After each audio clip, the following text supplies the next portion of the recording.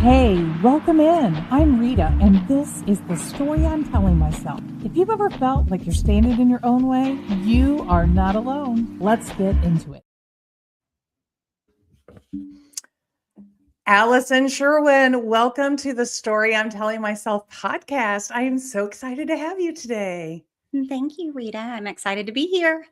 Oh, well, and I know we have a lot of people joining us for this live because they want to hear your story, as they should. So if you are joining us, and hop into the comments, say hello, welcome our guest, Allison. And Allison, I'm going to let you introduce yourself to everyone.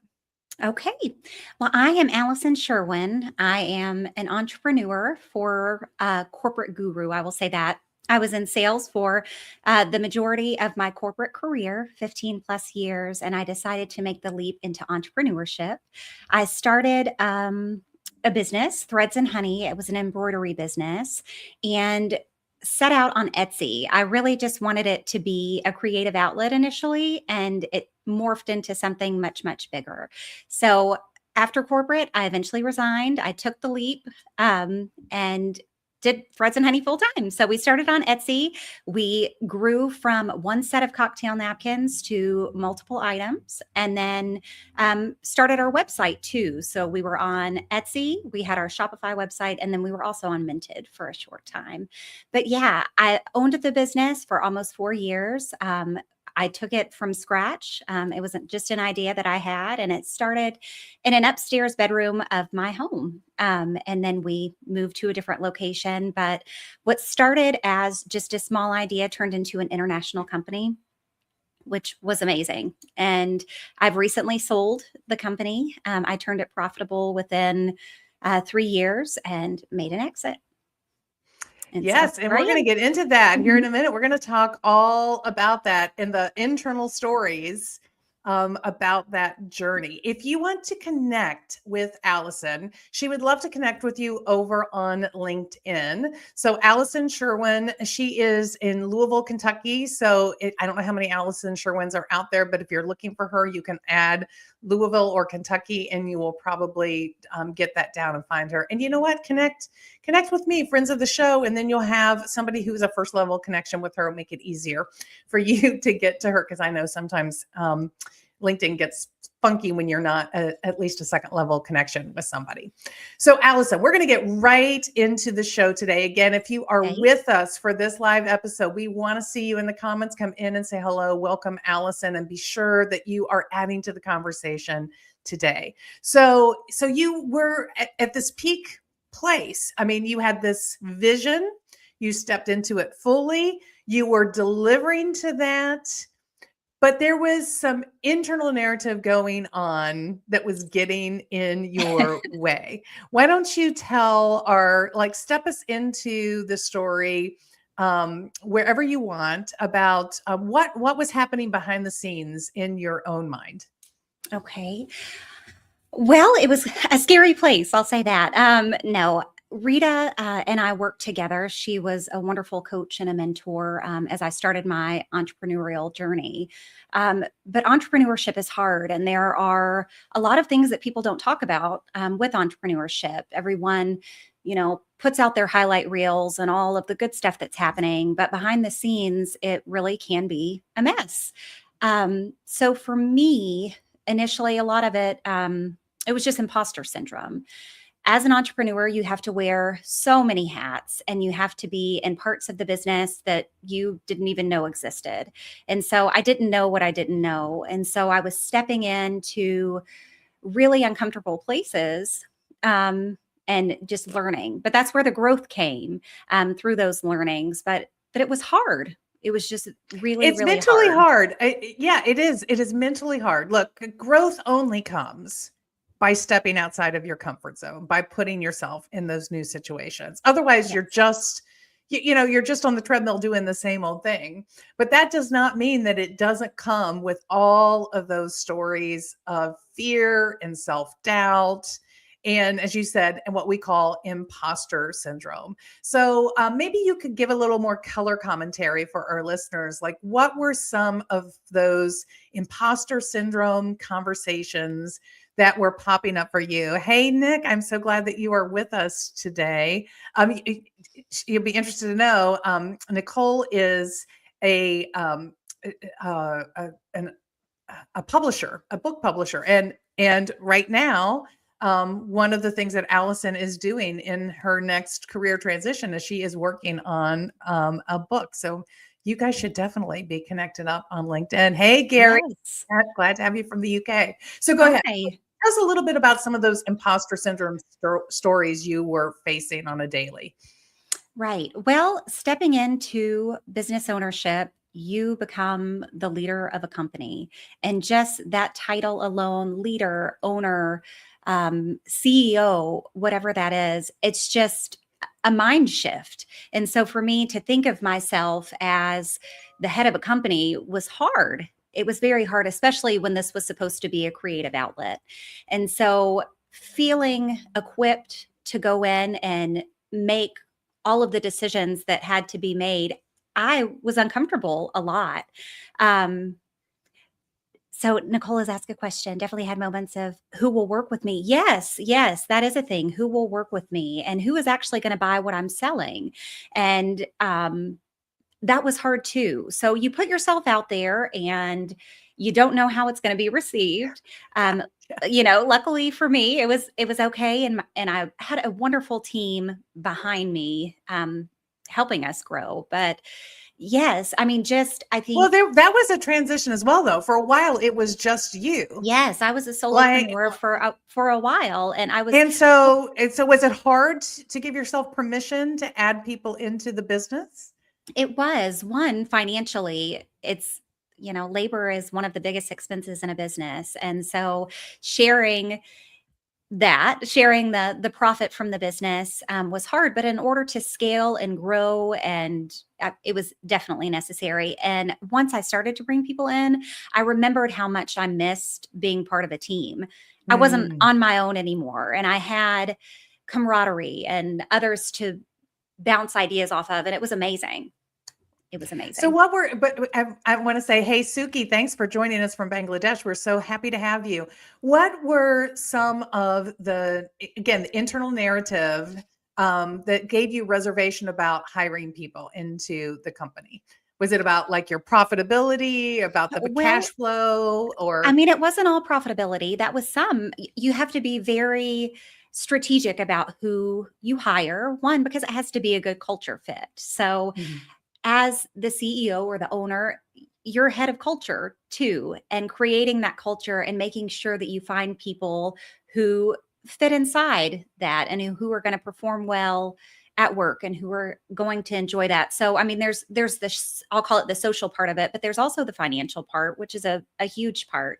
And so hiring people, and as that imposter syndrome, are they even going to like me? I mean, are they even going to work here? Is anybody going to stay? Are they going to leave after they come and see how big a mess this all is? And, but it's through that you develop those processes and you do goal setting and you get everybody on the same page. So had I not had, other people to work for, I'll say work for, and then a lot of the goal setting and moving forward probably would not have been done without them, if that makes sense. Yeah, it completely makes sense. Congratulations on your 8 books in your first year, Nicole. Amazing. And this is something that you have in common with our guest, Allison, because your trajectory was a very rapid uptake. Because of your background in merchandising and buying, you understood the marketplace well. You were brilliant at how you put your product out and how you grew Threads and Honey. You really did that in such a smart way. But in some ways, it made you a victim of your own success. It did, and it did take off quickly. And as I mentioned early on in our conversation, that I just wanted this to be a creative outlet. I was still working in my corporate position as a director of sales. And when my kids were going to sleep at night, I was doing my second job as the owner of Threads and Honey. So I started this business with one set of cocktail napkins in my Etsy shop. And it was around Kentucky Derby time. And I had never embroidered anything before. I did not know how to use an embroidery machine. I didn't know how to even turn one on. So I thought, well, I'll just teach myself how to do it. I'll set the goal of selling, 5 sets of napkins. And I ended up selling 65 sets of napkins, which doesn't sound like a lot, but when it's not your full-time job and you're really still learning yourself, it was a challenge. And so there were a lot of late nights, early mornings while I figured things out. But I Yeah. taught myself how to do all the things. I mean, it was crazy. Yeah. And so like Gary is saying in the comments here, working for just by yourself only works for so long. And then you have to put the team around you. It is the only way that you can move forward. Hey, Leslie, so happy to have you with us today. Thanks for joining us. So, so you get past this thing of starting to build out your team, right?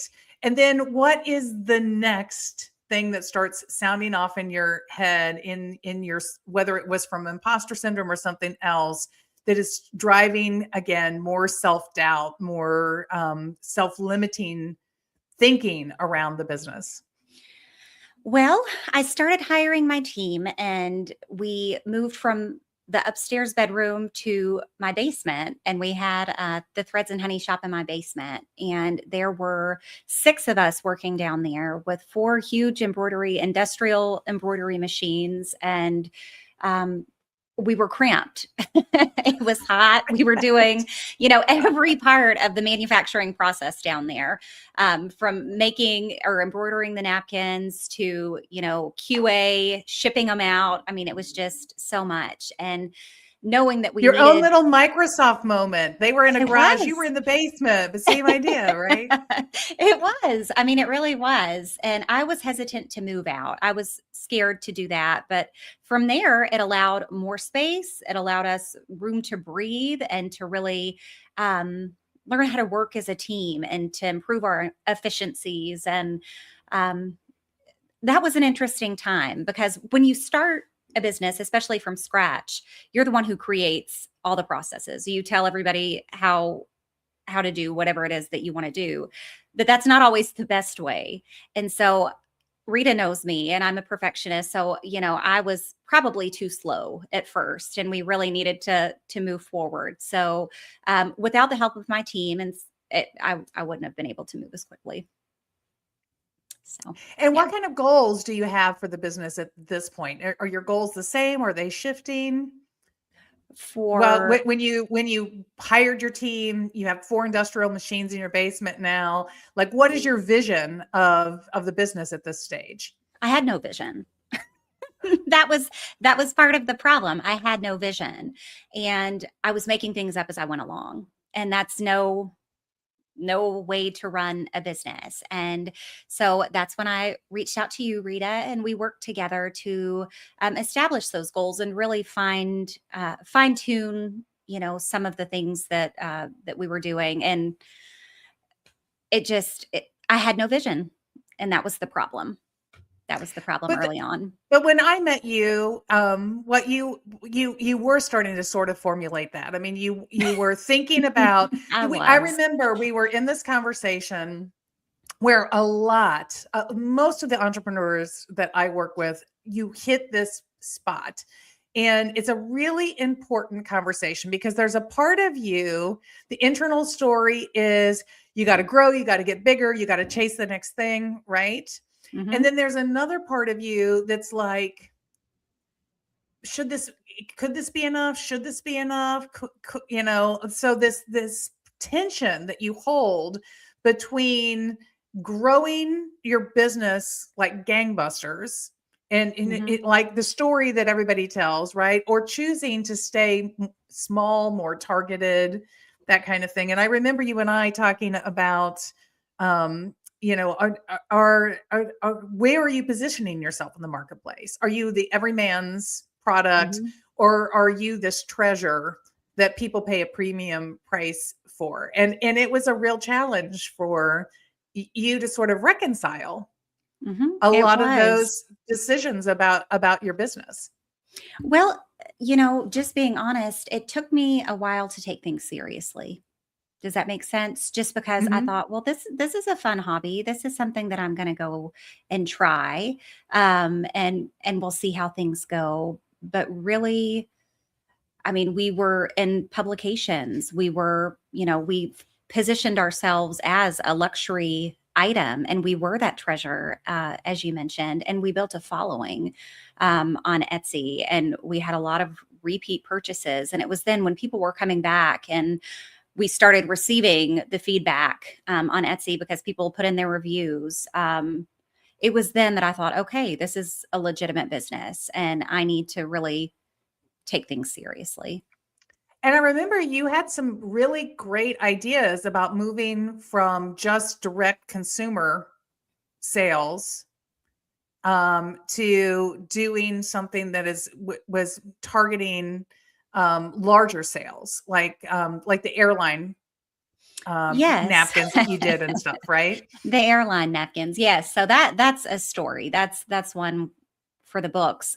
So I'll just tell that story. So an airline company, a private airline company found us on Etsy and they wanted to use our product for their corporate gifting. And I was thrilled. I thought, oh, great. Our first time to really work B2B. And this is going to be so much fun. Well, when they put in the order, it was for 4,000 napkins, which was way outside our capacity.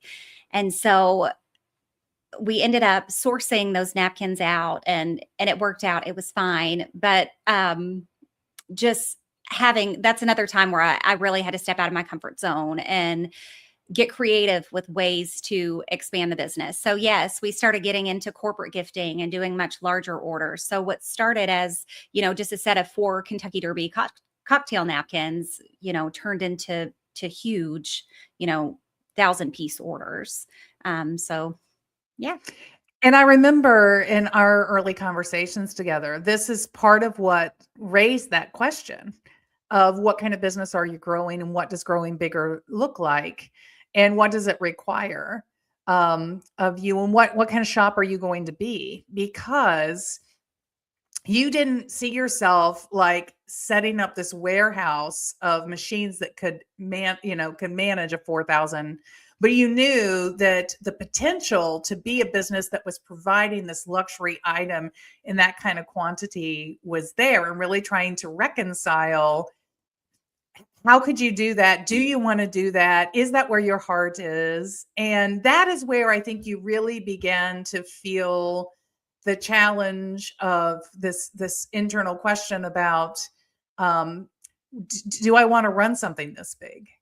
Is It this what my is. passion is? And you wrestled with that question for quite a while. Share a little bit about what was going on inside of your head around those questions. Yes. I mean, I did wrestle with that question a lot. And for me, it was, what do I really want for my life? And so work was all consuming at that point. And, even though I was working regular hours, I was coming home and it was hard for me to get anything off my mind. I was always thinking about the business. And we were at a point with Threads and Honey that we could either really invest and continue to scale.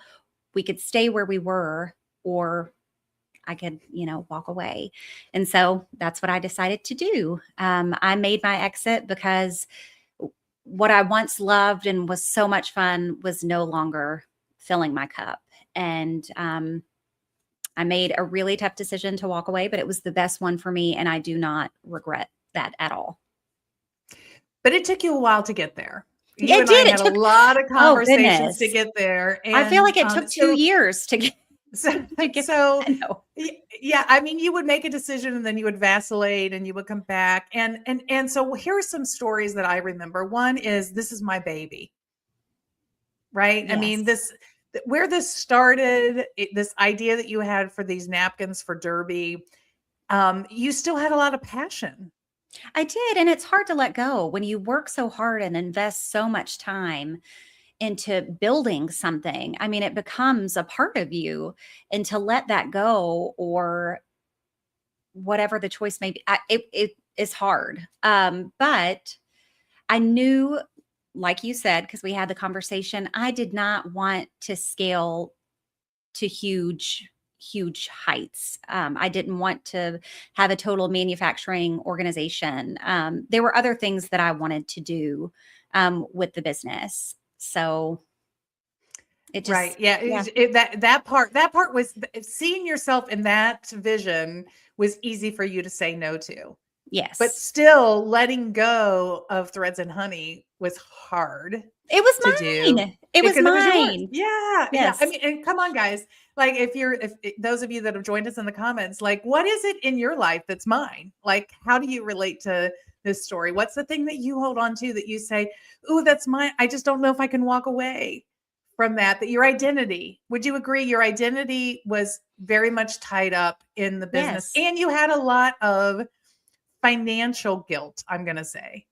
I did. You not only tied up yourself, but your money, your income, all of that was tied up in the business.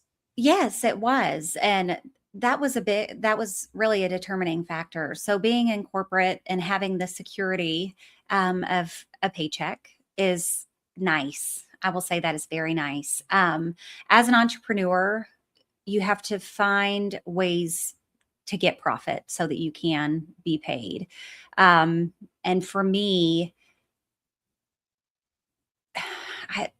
how do I even describe it? I don't know, Rita. You were there with me. I just wanted to feel like I was providing enough for my family. And at the time, even though I was still making money, it was not enough for how hard I was working. And so Right. for me, it was, I'm working all of these hours. I'm stressing so much. My health is being affected at this point. Is it really worth it? Is it Your worth health it? was being Why? affected, and I think it's fair to say you felt like it was putting a strain on your relationships inside of your family. It was. So something that we have not mentioned, and I don't know why he's coming in so late into the conversation, but Nick's, my husband is my biggest cheerleader, the best supporter other than my mom, but he was a huge part of Threads and Honey, especially at the very beginning. And Nick's background was in marketing, or is in marketing. And he just really helped drive the business at the very beginning. But working with your spouse is not for everyone. And so there were times where we would disagree. And early on, he was the only person. He was my team, and he was the only person that I had to bounce ideas off of. So it was an interesting time. But yes, I mean, I have Nick's, I have my family that I had to support. And my biggest You had your goal, 2 young girls. my 2 young girls, my loves. Right? Yeah. That wanted a certain amount of mom time. And Yes, so always. you had some mom guilt I had a lot of going mom on, guilt. right? Yes, a lot of mom guilt going on. And that was not helpful at all. And plus, Rita, you know that I'm a perfectionist. And if I'm going to do anything, I'm going to do it to my absolute best ability. And so I felt like there were areas of my life that were super important to me, my family being one, where my time was lacking, my presence was lacking, and I wasn't able to give all of myself to anything. And to me, that was the worst part about it. I recently heard this thing that said people focus on health, wealth, or relationships and where you put your attention. And I think you were really caught in the crossroads of those 3 things all at once, of like really feeling like you're in the middle of this business. You were feeling the least healthy you had felt in a long time, right? Yes. You were feeling the Mhm. health impact. You weren't earning for the amount of effort, the money. So the wealth equation wasn't coming in. And so all of this is sort of crumbling. And I think a lot of business owners come to this place where the business starts to outpace. And so, at one point you hired more people, but then how do you make the financial equation work? Because payroll is such, It such didn't. a difficult Yes, cost, right? it So is. you're trying all of these things, and it's like the messy middle of the growth phase, right? Like I met you when you were really feeling stuck in the messy middle of the growth of this business and thinking, I don't know if this is for me anymore, but it's my baby. Yes, that's exactly how it was. It was, I didn't want to give up, and I am not one to give up. And I felt like at the time that that's what I was doing. I was quitting, and quitting was never an option. Let's say that again, because and if you're in the comments, if you can relate to this, because I certainly can. This idea of in the middle of all of that, that trifecta, but still feeling like I'm not a quitter. I don't quit. Quitting is admitting failure. Yes. Like you really felt like quitting was admitting failure. Yes. And it took you a long time to be able to release that story, but you did through the gift of your father. Do you want to share with the listeners that gift moment? And so I'll try not to get emotional. Oh, please get emotional. We get emotional on this podcast. Oh gosh. Well, my dad passed away in January of last year. But during his illness, we were able to have just really very meaningful, beautiful conversations about life and what are not necessarily our goals, but really, I mean, what's our purpose? What was my purpose? And he would say, I just really don't like seeing you so stressed. Is it really worth it to you? And is it worth it for your health? Is it worth it for your family? And you can always change your mind. And there's nothing wrong with changing your mind. And through those conversations, they mean so much to me. And it really changed my mindset after having those conversations to say, it's okay if this isn't what I want to do anymore. It doesn't mean that what I did is negated. It doesn't mean that it never mattered, because I did big things. And I should be proud of the things that I did, but if it no longer serves me, it's okay to walk away. If you've ever told yourself the story, if I stop now, it will negate what I've done, won't matter anymore. Give us a thumbs up, because I think this is one of the reasons I wanted people to hear your story, Allison, is because I think this is a common struggle that so many of us have. I have had that difficult thing of saying, but if I stop right now, what does that mean? Where does that lead me? And it was so beautiful for your father to just create the space to allow you to really just be in that conversation, reflect, and allow that shift to come. So was it a like bright light transformation, or was it a slow progress for you to start letting go of that story of I'm a failure if I stop this now? I think that it was a slow progression, just because we did have a lot of conversations about it. But after his passing, the bright light went off. And that's when I went full steam ahead and really started looking for a buyer for the business, because I knew I didn't want it to end. It was really serving. We were serving our customers well, and our items were giftable, and people were so excited, and we got the best feedback. And I did not want that to end. I mean, the business continues. Threads and Honey is still a remarkable business. Please support Threads and Honey. Yes, even though it's not under your leadership anymore. It is not. I sold the business. You got hustling to figure out, like, how is this going to live beyond me being in the center of it? Yes. And it was a very niche business. Cocktail napkins and dinnerware and special events, weddings, that sort of thing. It's not your everyday buy. But we built such a good relationship with our customers and those who we were serving, and people love them. I mean, they really do. And finding a buyer, needed to be someone who already had an interest in the industry and really knew what they were doing, because I wanted someone that would take it and run with it and continue to grow it in their own way, which is an interesting thing too. But yeah, I stayed on for 30 days during the transition, and just seeing how someone else sees the business is very interesting. Right. Yeah, I bet that is. I bet It it is. is. And so I remember when we met for coffee together to talk about you coming to the podcast, I was struck by how resolute, because I had seen you have these moments where you're like, I'm going to sell, I'm going to find a buyer, and then retrench and go back to, no, I'm going to hold on to it. I'm not ready to let it go yet. And you were so clear and calm and resolute about this decision.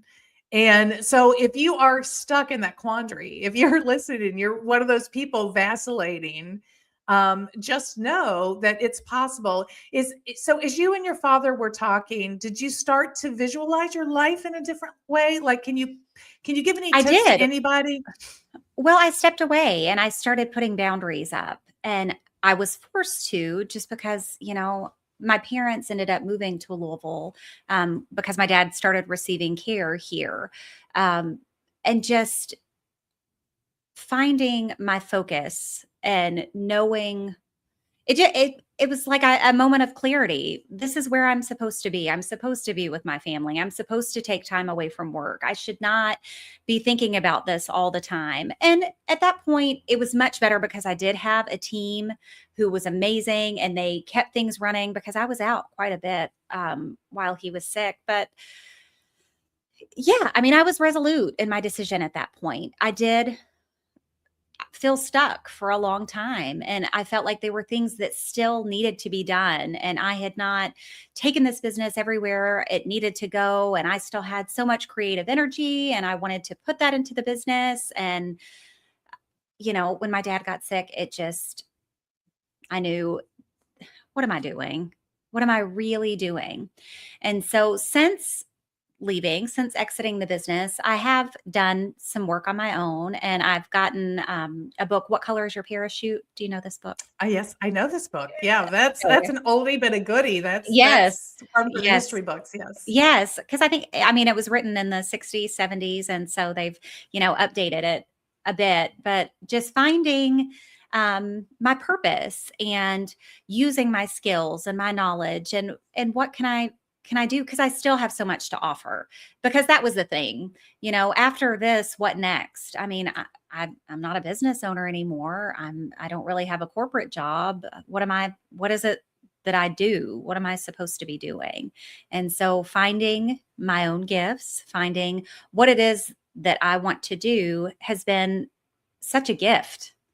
It's been really, really very nice to have this Well, time. and I want to share with our listeners something that Alice and I talked about quite a bit in our time together when we were working together, is this: what it takes to envision and bring to life a business like Threads and Honey, and then what it takes to sustain and run that at a larger scale, are different gifts and skill sets. And it is okay. There's a reason that many people become serial entrepreneurs. And it is because they have that gift of envisioning something that needs to exist in the world. And they have the drive and the energy to go bring life into that. But then they have no capacity to continue to run that business. They have no interest. It doesn't fulfill them anymore. And so even though there was still more that you can do, you had brought to life this beautiful thing. And it's sort of like sending your children out into the world. It was time for you to release Threads and Honey out into the world, where it could be under leadership that thrives in operationalizing, scaling, and growing this beautiful idea that you gave birth to. Mm-hmm. Yeah, we had a lot of conversations about that. And I think that was hard for me to reconcile too, because it's not in my personality to say, I can't do that, or, I'm just of the mindset.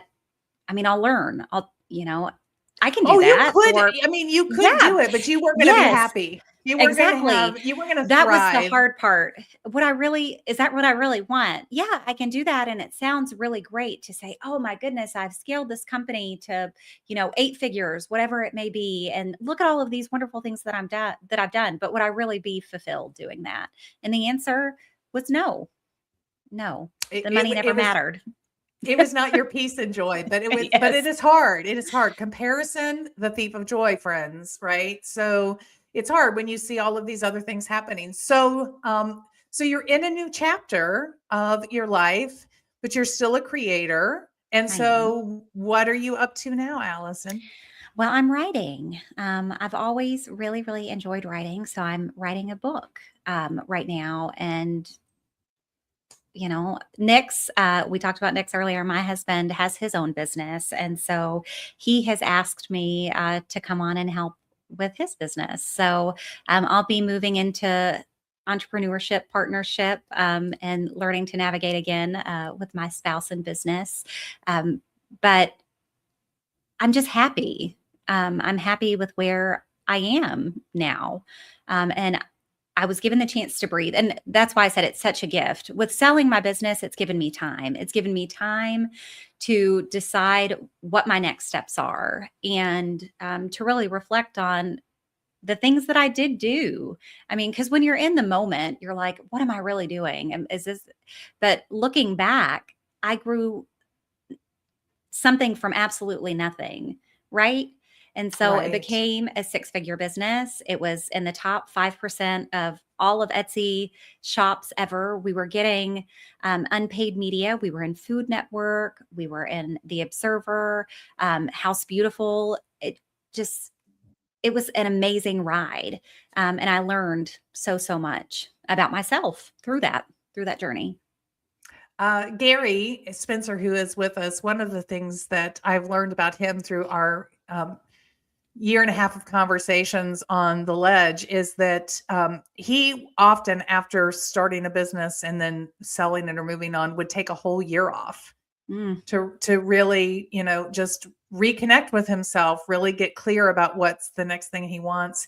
In education, professors take sabbaticals, but in business, we have a hard time giving ourselves space to just be able to sit in the silence, in the quiet for a moment, to reflect and to re-envision what we want. And so Yes. I hope, listeners, you will take away at the close of this conversation that this space that Allison is talking about is something you can give to yourself, and you will emerge on the other side of that better, at least in terms of your mental health and fitness That is for a big, having done that. yes, a huge part of it. And I couldn't have moved forward without taking this time. And it's just been such a gift. Any final words of wisdom or tips you want to share, Allison, before we close the episode? Well, really, it's okay to change your mind. Changing your mind, walking away doesn't mean that you failed. It means that you're going a different direction. And for me, just because I walked away from a business I created doesn't mean that I'm a failure, because I'm not. And I still have so much to give. And I'm going to use the gifts to fulfill my purpose and to be happy. And so if you're in a place now where you feel stuck, you're not stuck. You're never stuck. Take the next right step and take the step that's right for you. Yeah, and it starts by challenging those stories that you tell yourself. And, one of the smart things that you did all along the way, and Nick supported you in doing, was working with me as a coach to really help you do that work. And it was a privilege to You're the best, walk Rita. alongside No. you. Oh, thank you. Thank Yes. you. I Yes. appreciate Yes. that. All right. Well, we are going to say goodbye to today's episode. Thank you, Allison, for joining us again. Find her on LinkedIn, Allison Sherwin, and she is in Louisville, Kentucky, to help you narrow down the Allison Sherwins out there. And then come back next week. My friend, Nathan Stuck, who is a B Corp guy who is really moving into social impact and business, is going to talk about his journey and really letting go of this idea of being an arsonist, burning things down that we don't like, and transforming that into being the architect of what you do want. It's going to be an amazing episode. Come back and join us. Thanks for being here. And make sure on Thursday you share this with somebody that you know that needs to hear Allison's message. We'll be out on all the podcast channels then, and you can get your companion guide. Thanks for being with us, Allison. Thank you, everyone. Thank you, Rita. Bye. Bye. Thanks for joining us. If you love this episode, leave us those 5 stars and be sure to share this with a friend. And if you didn't, don't worry about it. See you back here next week.